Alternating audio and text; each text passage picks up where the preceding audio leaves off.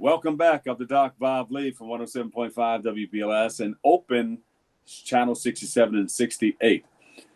As many have just graduated and are on their way, on the hunt for jobs, our next guest joins us to share more about her book.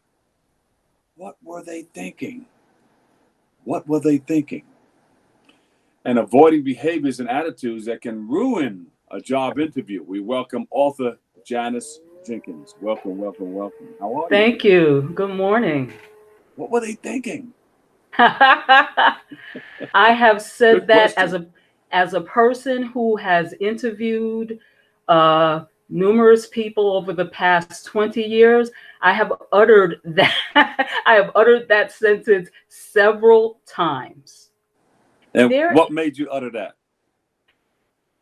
um sometimes job candidates come to a job interview, they dress the part, their resumes look good, which is the reason why they've been called in for an interview.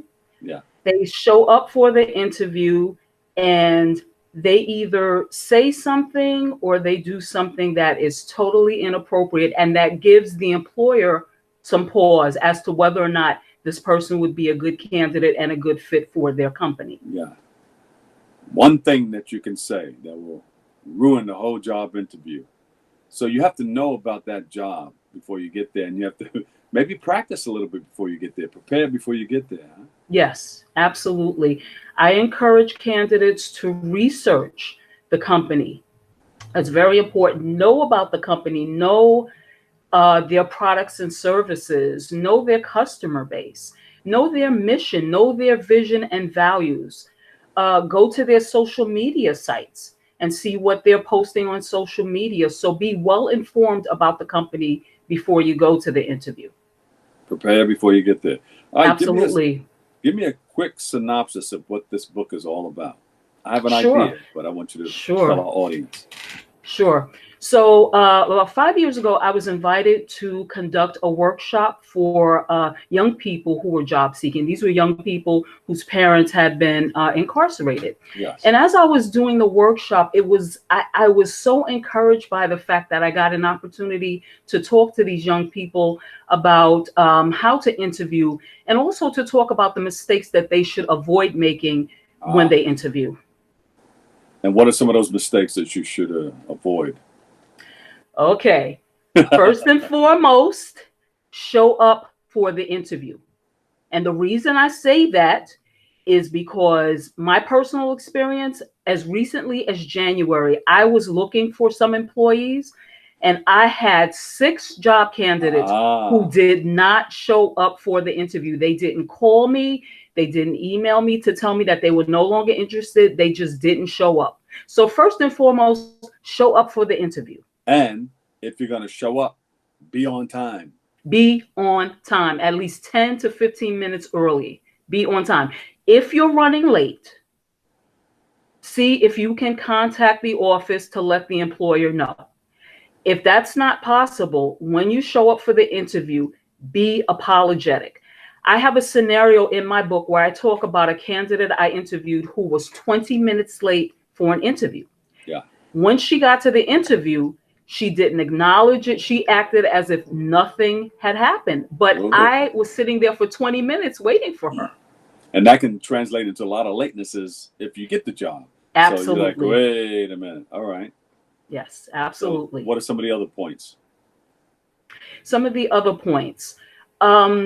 When you do the interview, be respectful. Keep your mobile phone off. Keep it off. Don't glance at it. Take notes.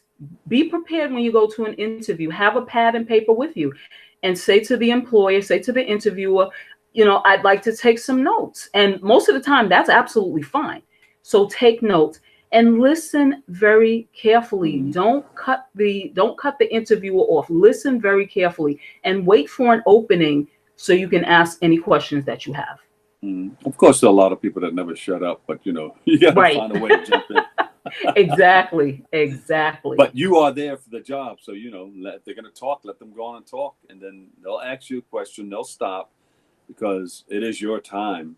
You know, they've given you this particular time to come in and try to, you know, see if you. It's a go see. See if I can get this job. Exactly. Yeah. And it's a conversation with the employer because you're interviewing them as well. You know, again, you're coming in with all this advanced knowledge because you've done the research, but you want to talk to them and you want to try to delve a little deeper into, you know, what the company is really like, you know, again, the mission, the vision, the value. So you want to have a conversation about those things. And the last thing you want to do is to do or say something inappropriate that's going to sabotage your interview. Interview attire, that's a perfect, you know, a perfect example. Right now, you can't really see me, but I'm dressed as if I'm going to an interview. I think that even during a virtual interview, I really think that people should dress the part because it has an effect on your mindset. You know, it has you thinking, you know, I need to be professional. I need to be personable. So dress, you know, dress business casual is perfectly fine. And make sure you shine your shoes.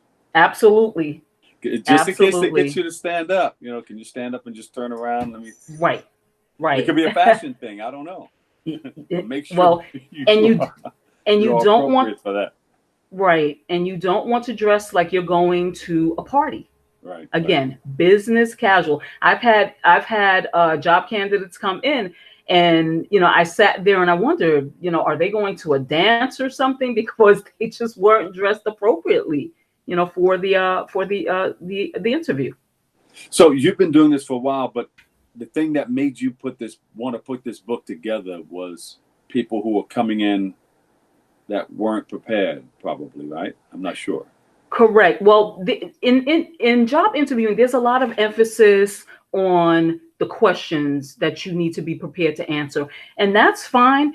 But you know, again, I have not seen, before I wrote my book, I really didn't see a lot of information about behaviors and attitudes. And that's really important because again, a person can look great on paper, and when you meet them in person, you just, you know, their personality and, you know, again, their attitude is so inappropriate that, you know, you're thinking this person is just not going to be a good fit for my company. Yeah. You don't want to hire someone who is not going to provide good service to your clients and your customers. Yeah. And then you can tell right away what he put or what she put on paper is not that person. Correct. Correct. And I've had those experiences too. I've interviewed those candidates where I looked at the resume and I was just so excited. I said, wow, this person looks great. You know, she'd be great for my team. And then she came to the interview, and within the first 10 minutes, I was just he was not filing really your impressed.